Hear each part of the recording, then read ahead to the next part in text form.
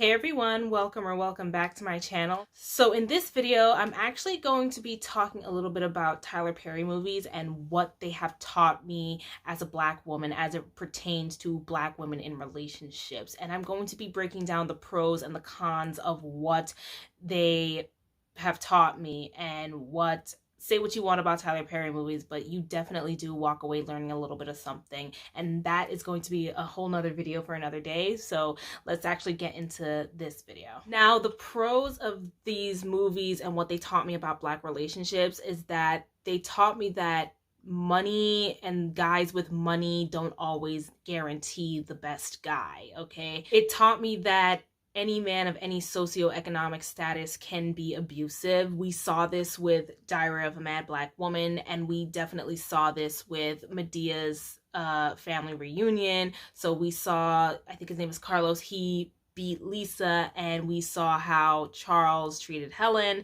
So that definitely taught me that the man with money in these movies definitely was kind of the villain. And I'm going to get into that a little bit later. In terms of Madea's family reunion and in terms of Diary of a Mad Black Woman, it taught me how to choose better when it comes to dating and mating, or how I should choose better when it comes to dating and mating. And we also saw what happened with Sheila and Mike in Why Did I Get Married? So it definitely taught me that, you know, be a little bit wiser, be much more wise with your dating choices and who you decide to pick and marry. But then again, we can never say never, because like Helen put 18 years in her marriage with Charles, and like Sheila put the year she had with Mike. You never know that the person you meet or a person you get with that you eventually end up marrying and probably lasting a certain amount of years with, you never would have thought they would be the different person that they are. Helen never thought that Charles would eventually literally drag her and put her out of the house like that, okay, and just leave her high and dry, because she spent 18 years with this man,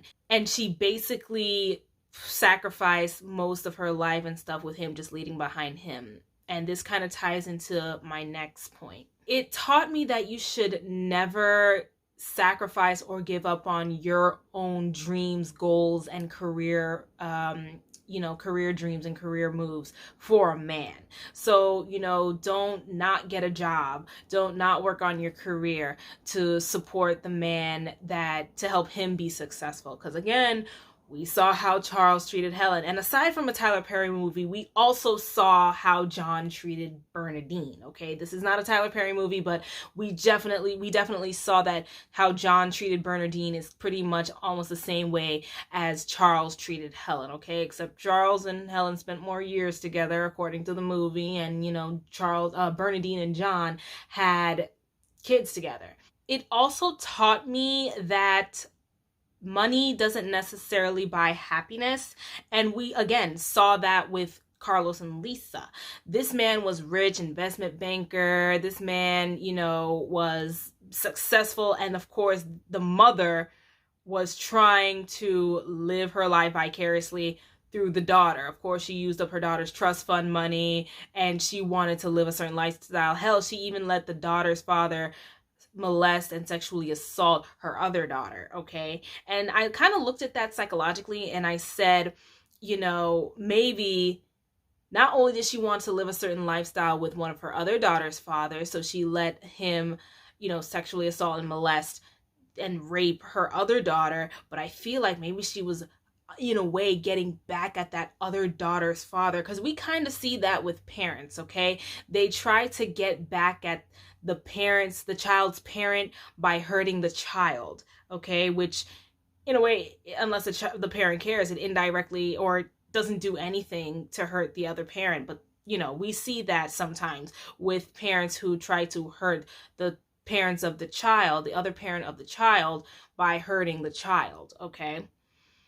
Now, it really taught me that money didn't buy happiness, because we saw how the man was abusing Lisa and physically abusing Lisa and beating her, but the mother said, you're going to marry this man because he has some money, and you do not want to live, like your sister. You don't not want to live having kids struggling. You do not want to basically live a poor, struggling life, but it was coming at the expense of her daughter.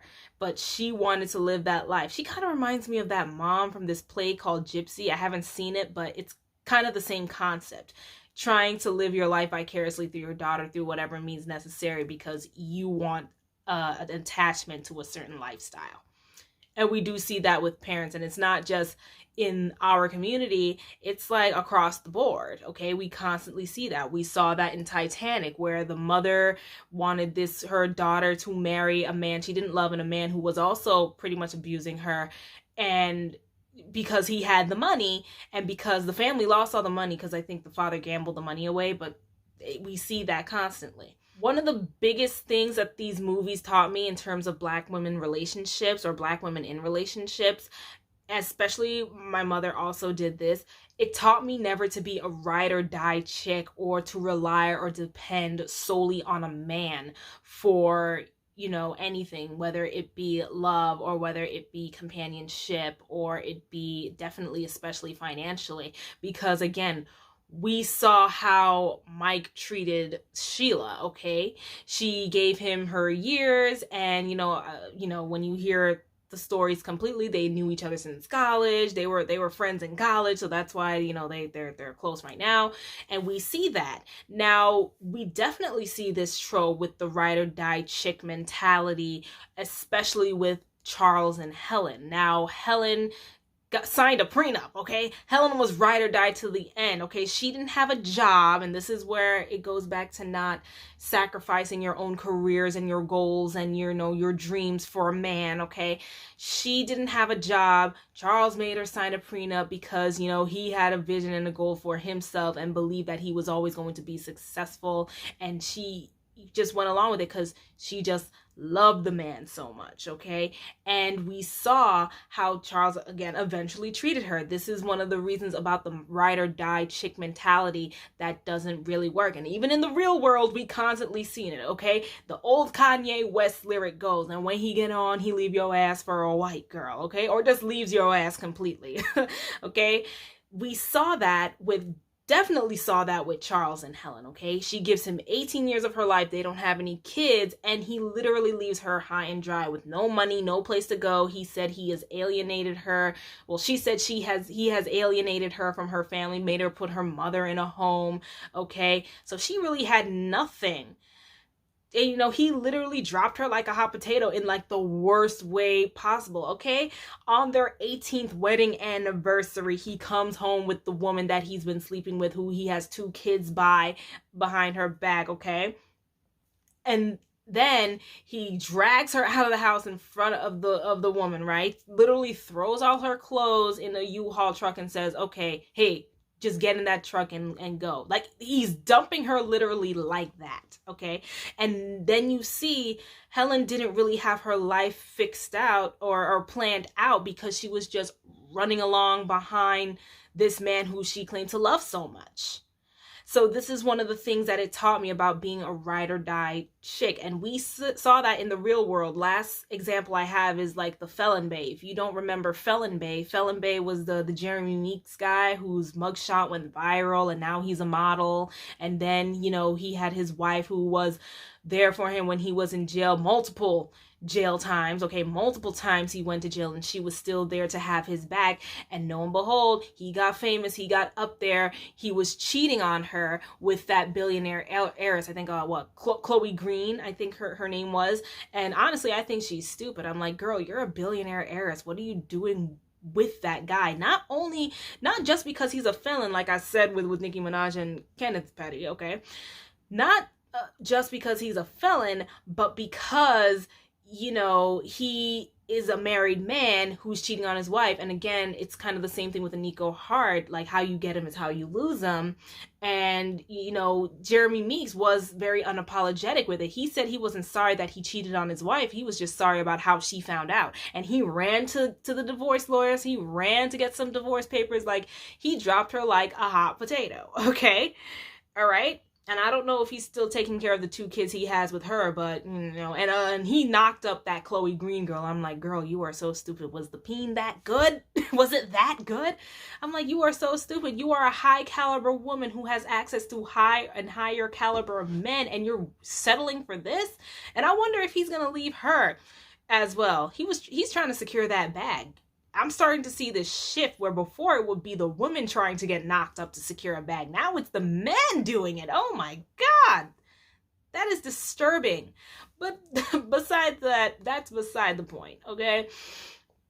But like I said, we see this in the real world, and we definitely see this a lot with Black women and with women of color, specifically Black women, where we are constant ride or die chicks, where we stand behind a man, where we want to support the man and his dreams. And especially Hoteps are notorious for doing this, okay? Making us ride or die chicks and giving us that, what Chloe calls the shea butter speech, okay? Because they'll have the gift of gab, they'll give us the shea butter speech, they'll make us believe in their dreams and their goals and everything, and you know, they don't want us to work on ours, especially because if that means that we'll get ahead and leave the community or leave them, so they need us. It's things like that. So it really taught me never to be that ride or die chick. And I think we definitely misconstrue, and we definitely misunderstand ride or die chick, and we definitely don't see the line between being a ride or die chick and just being supportive. That line is completely blurred, especially for us, okay? And we don't know when to cut it off sometimes, but that's beside the point. So yes, that ride or die chick mentality, I don't want a part of it. I can never say never, but I hope I never have to be a part of it, because 9 times out of 10, it doesn't really work. And 9 times out of 10, the reverse never works, okay? Like Lovely T said, Papoose is probably the only ride or die man who stayed with his woman and loved his woman, supported his woman, and you know, started a family, kept a family, wanted to build with his woman, even after she spent all that time in prison. You don't usually see that. So I have to give it up to Papoose, honestly. That is real Black love. When I start seeing that reverse order of the men being ride or dies for the women, not after the woman keeps messing up, but you know, the same way that he would expect a woman to be ride or die for him, then I want to see that same being somewhat reciprocated to the women. Another pro from the Tyler Perry movies, it really taught me how that as a woman, you should have your priorities in order before you go out seeking a man, before you go and get married and, you know, just try to get into a relationship, which is why, especially because of my mother and because I grew up in a Caribbean household, okay, this is one of the reasons why education and just getting good grades and being smart and intelligent was really pushed onto me as a woman, because they're saying you have guys that like to take advantage of women and make them feel as if, you know, you're nothing without them. We saw again how Charles treated Helen, and Helen was like, what am I supposed to do without you? Because she didn't have a job, she didn't have a career goal set in mind, she just followed behind and became just the wife and the housewife to this man, okay? She didn't have anything set up. She didn't have anything to fall back on. And that was one reason why women, specifically Black women, need to have certain things in order, okay? And not just solely rely on a man. Now, if you're okay with being a stay-at-home mom or a housewife and things like that because you want to play a certain quote-unquote domestic role and just work on your femininity, that is fine. And honestly, it is a little bit less stressful, because doing that, being a mother, a homemaker, and then also being a career woman, that can take a lot of time and that can be stressful. But first of all, we can't say the future is female if no females are out there in the world doing big things to become the future, okay?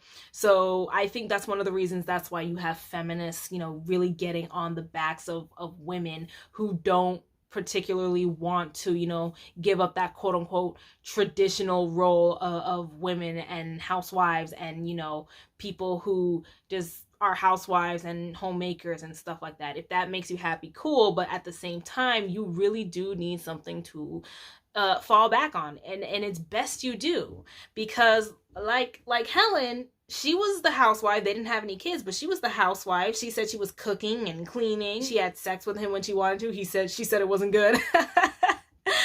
But still, she gave up her life 18 years to this man. And she doesn't have too much to show for it. So this is why you have to have something in order. God forbid, but if your man, let's say, died or divorced you, or you wanted out of your marriage, you have something to fall back on. Same thing with Bernadine outside of a Tyler Perry movie. When John said, I'm just straight up leaving you, then she had no money. He left her with no money. Now, unlike Charles, I will give John this. I don't accept it, but I will give John this.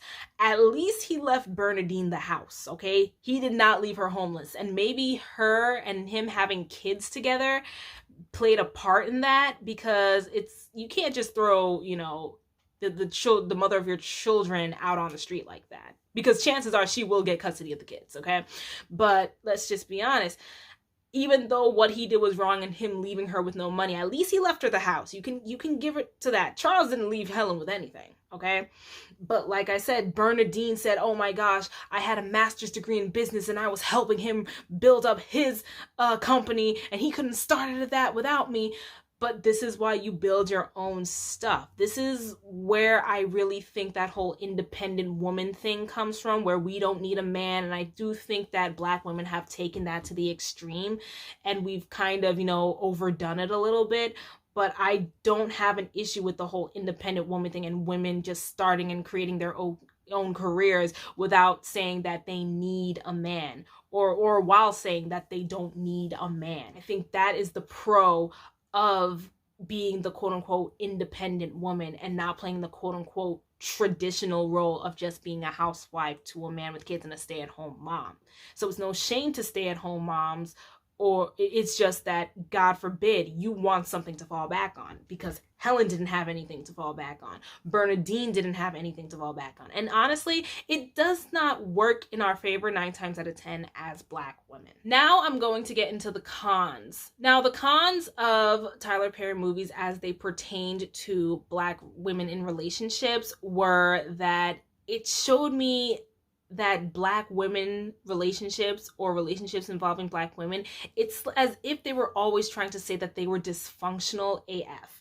It's like there was always some issue, always some problem, whether the man was unfaithful, cheating, he was abusive in some way, shape, or form, you were the ride or die chicken, he threw you out after a certain number of years, or once he got on, he, disrespected you, treated you like ish, put you down, or he was just a guy who was a broke dusty, or he was a guy who made less than you, even if he was the so-called good guy. It's as if Black women just really couldn't win when it came to the love or relationship department in these movies. And in a lot of Black movies and Black love movies, it seems like we have to really stop equating Black love with struggle love, because a lot of times what I see, and look, relationships don't come without their hardships and struggles, but it seems like in the media, there's always this imbalance between the man and the woman. It's either the woman is always faithful and she was a ride or die chick, and then, the man is either a broke dusty or just trying to get his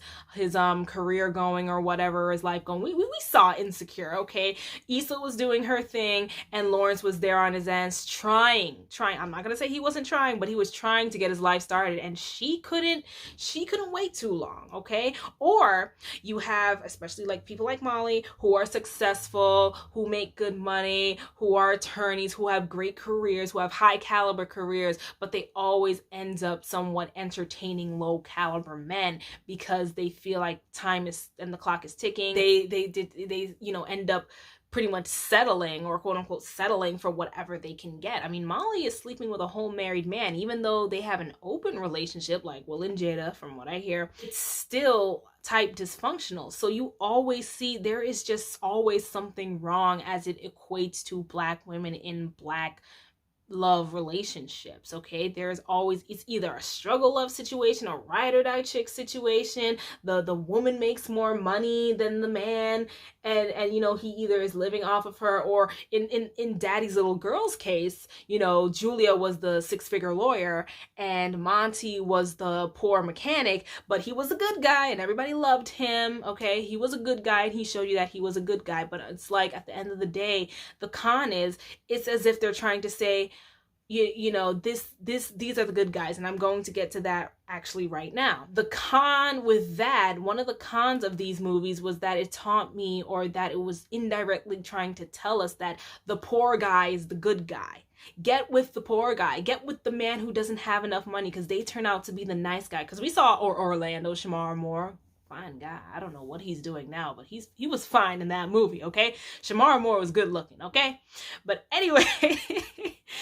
Anyway, Orlando was poor. Orlando was broke, okay? But he was the nice guy. Monty was not making half as much as, you know, Julia, but he was the nice guy and they end up together, okay? So it's as if he was trying to say, or as if these movies were trying to say that, okay, yeah, women, doesn't matter how much money this guy makes, you know, sometimes the poor guy, the guy with little to no money, turn out to be better than the rich guys. So maybe you guys are looking to the wrong type. Like, I'm like, no. At one point I would have said, hey, that money doesn't matter, and maybe I should stop looking, or should not be looking for men who make way significantly more than me. I should start, quote unquote, you know, settling or compromising or giving a chance to the poor guys. But now, especially nowadays, I think some of these guys have gotten it in their head that they are the good guys just because they're broke or they're poor. Another con of one of these Tyler Perry movies, that they made it seem as if, oh, money doesn't matter. But then again, in the real world, outside of this fictional fairy tale movie world, you have to realize in the real world that does not work, okay? Money pays the bills. Love cannot pay the bills, does not pay the bills. I wish it did, but it does not. And although money doesn't necessarily buy happiness, we saw again with Charles and Helen, we saw again with Carlos and, you know, Lisa, money doesn't buy happiness. That love doesn't pay the bills, okay? And I don't think we should fall into that trap, especially as Black women. We should not fall into that trap, because it doesn't work 9 times out of 10. Look at Sherri Shepherd and Mary J. Blige and, you know, Jill Scott. Look at all of them, and what do they have in common?